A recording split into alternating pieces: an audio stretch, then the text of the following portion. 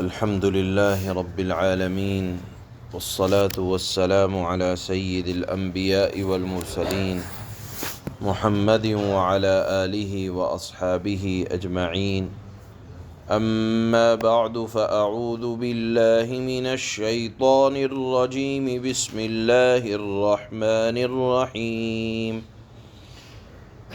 أيود أحدكم أن تكون له جنة من نخيل وأعناب تجري من تحتها الأنهار له فيها من كل الثمرات وأصابه الكبر وله ذرية ضعفاء فأصابها إعصار فيه نار فاحترقت كذلك يبين الله لكم الآيات لعلكم تتفكرون. صدق الله مولانا العلي العظيم.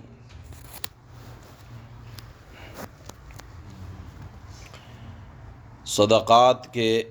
ثواب کو برباد کرنے کی اور صدقات کس طرح سے برباد ہوتے ہیں، اور اللہ کی نگاہ میں اگر اللہ کی رضا کے موافق مال کو خرچ کیا جائے تو اس کا ثواب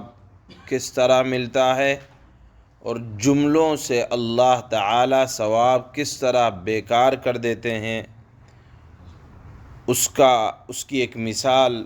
کل دی تھی اور ایک مثال آج دے رہے ہیں. اللہ نے فرمایا کہ جب آدمی صدقہ دیتا ہے تو عالم آخرت میں اللہ تعالیٰ اس کے لیے باغ کی شکل میں اس صدقے کو بنا دیتے ہیں، لیکن جیسے ہی احسان جتلایا یا کسی غریب آدمی کو صدقہ دینے کے بعد زبان سے ستایا ہو، ہاتھ پیر سے ستایا ہو، یا صدقہ دینے کے بعد نیت یہ رہی ہو کہ لوگ مجھے مالدار تصور کریں، لوگ مجھے دینے والا سمجھیں، لوگوں کی نگاہ میں میری اس وجہ سے عزت ہو کہ میں اللہ کے بندوں کا خیال رکھتا ہوں، تو اللہ نے فرمایا کہ وہ ہرا بھرا باغ جو صدقے کی وجہ سے اللہ نے صدقہ دینے والے کے لیے تیار کیا تھا، محض تکلیف پہنچانے کی وجہ سے، محض احسان جتلانے کی وجہ سے، محض بڑھاپے کی، محض ریا دکھلاوے کی وجہ سے اللہ تعالیٰ اس ہرے بھرے باغ کو آگ کے گولے کے ذریعے سے ہلاک کر دیتا ہے. اور پھر ایک مثال دی اللہ نے کہ دیکھو آدمی نے ساری زندگی محنت کر کے باغ ایک آدھ دن میں تیار نہیں ہوتا، بلکہ کہتے ہیں کہ اگر دادا نے لگایا ہوتا ہے پھل تو پوتا کھاتا ہے، یعنی ایک لمبا وقت ہوتا ہے ایسا ہرا بھرا باغ.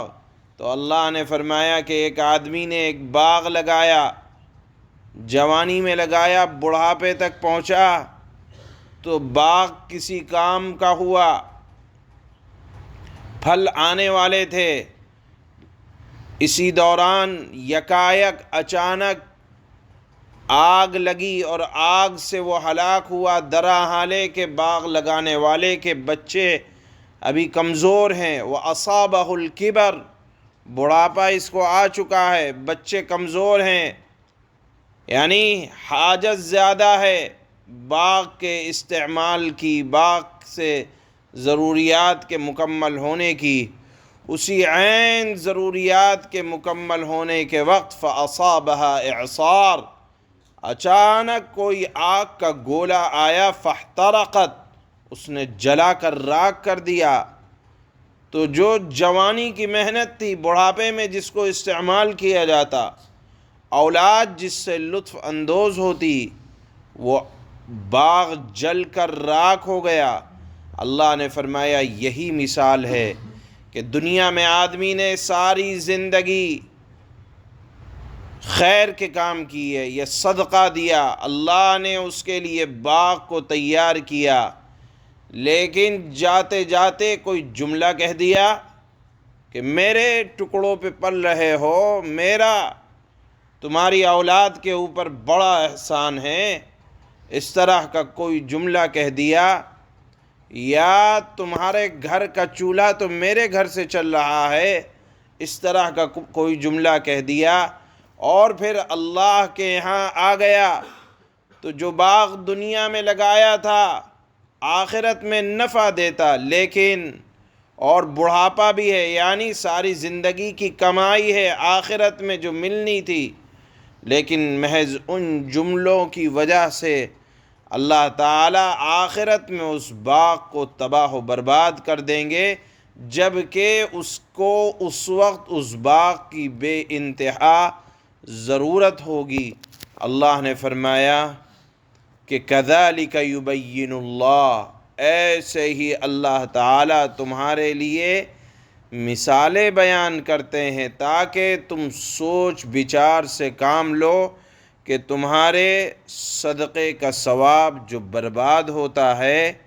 وہ احسان جتلا کر، غریب کو تکلیف پہنچا کر، یا ریا دکھلاوا، ان تمام افعال سے ہرا بھرا باغ جو صدقے کی شکل میں ہونے والا تھا وہ تباہ و برباد ہو جاتا ہے۔ اس آیت کے ذیل میں حضرت عبداللہ ابن عباس نے فرمایا کہ یہ آیت صرف صدقہ اور خیرات کے ساتھ خاص نہیں ہے، بلکہ تمام نیکیاں، تمام طاعات، تمام عبادات کے لیے عام ہیں، یعنی نیک اعمال کی قبولیت کے لیے کچھ شرطیں ہوتی ہیں، ان تمام شرطوں کے ساتھ اگر نیک اعمال کیے جائیں تو ہی آخرت میں فائدہ پہنچاتے ہیں، اگر اس میں ذرا کمی ہو جائے تو اللہ تعالیٰ ان اعمال کو اکارت فرما دیتے ہیں۔ اسی ذیل میں علماء نے لکھا ہے کہ انفاق فی سبیل اللہ، اللہ کی راہ میں خرچ کرنے کے کچھ آداب ہیں۔ نمبر 1، جو خرچ کیا جا رہا ہے وہ عین سنت کے مطابق ہو، اور جو خرچ کیا جا رہا ہے صحیح جگہ خرچ کیا جائے۔ آدمی اپنے گمان میں سوچتا ہے کہ میں خرچ کر رہا ہوں، لیکن یہ دیکھنا اس سے زیادہ ضروری ہے کہ خرچ کہاں کیا جا رہا ہے۔ کسی بزرگ نے لکھا ہے کہ مال کمانا آسان ہے لیکن خرچ کرنا اس سے زیادہ مشکل ہے، اللہ کے ہاں اس کا بھی حساب ہوگا کہ کہاں خرچ کیا۔ تو لکھا ہے کہ جہاں خرچ کیا جا رہا ہے وہ بھی دیکھ بھال کر کیا جائے۔ تیسرا طریقہ سنت کا یہ لکھا ہے کہ جس کو دیا جا رہا ہے ذرا احسان نہ جتلایا جائے، بلکہ کہتے ہیں کہ اگر کسی کی مدد کی ہو تو اس کے گھر کے دیوار کے سائے سے بھی فائدہ نہ اٹھانا چاہیے، کہ کہیں ایسا نہ ہو کہ اللہ تعالیٰ وہ بدلہ جو آخرت میں دینے والے ہیں یہی نہ دے دیں۔ اسی طرح سے ایسا کوئی معاملہ نہ کرنا جس سے دینے والے کی تحقیر اور اہانت ہو۔ حضرت ابوبکر صدیق رضی اللہ تعالی عنہ نے اللہ سے یہ دعا کی تھی کہ اے اللہ، میرے حبیب مصطفیٰ صلی اللہ علیہ وسلم کاش کہ میرے مال کو اپنا مال سمجھ کر استعمال کریں۔ تو یہ آداب دیکھنے کو ملتے ہیں کہ دینے جس کو دیا جا رہا ہے اس کا احسان ہے کہ اللہ تعالیٰ اس کے مال کے ذریعے یا اس کے خرچ کرنے کے واسطے سے ہمارے مال کو پاک کر رہا ہے۔ اسی طرح لکھا ہے کہ تمہیں تمہاری قابلیت کی بنیاد پر رزق نہیں ملتا، بلکہ تمہیں تمہارے کمزوروں کی مدد کرنے کی وجہ سے اللہ مالداروں کو رزق عطا فرماتا ہے۔ اس لیے جس کو دیا جا رہا ہے کسی درجے میں ان کی اہانت تذلیل ذلت نہ ہو، اور اخیر میں جو کچھ دیا جا رہا ہے محض اللہ کی رضا اور خوشنودی کے لیے دیا جائے۔ نام و نمود اور شہرت یہ دینے والے کے ثواب کو ختم کر دیتا ہے۔ یہ تمام آداب اس آیت کے تحت علماء نے لکھے ہیں۔ اللہ فرماتے ہیں مثال سے کس طرح صدقہ برباد ہوتا ہے۔ أَيَوَدُّ أَحَدُكُمْ أَن تَكُونَ لَهُ جَنَّةٌ مِّن نَخِيلٍ وَأَعْنَابٍ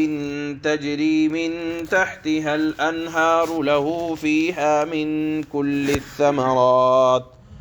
من كل الثمرات وأصابه الكبر وله ذرية ضعفاء۔ اے مخاطب، کیا تم میں سے کوئی یہ بات پسند کرے گا کہ اس کا کھجوروں کا